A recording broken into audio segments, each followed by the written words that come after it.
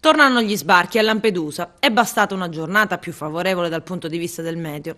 Circa 40 sono riusciti a raggiungere l'isola ieri autonomamente con la propria barca, altri 48 con la guardia costiera.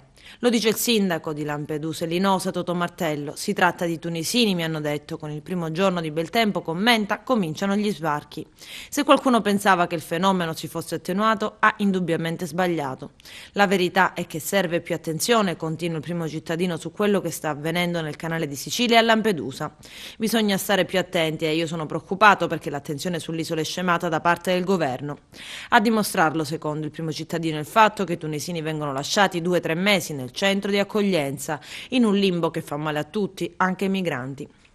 Questo per Martello dimostra che qualcosa non funziona. L'attenzione sul fenomeno e sulla popolazione non può venir meno, non può dipendere dall'umore delle previsioni di voto. Il problema deve essere affrontato.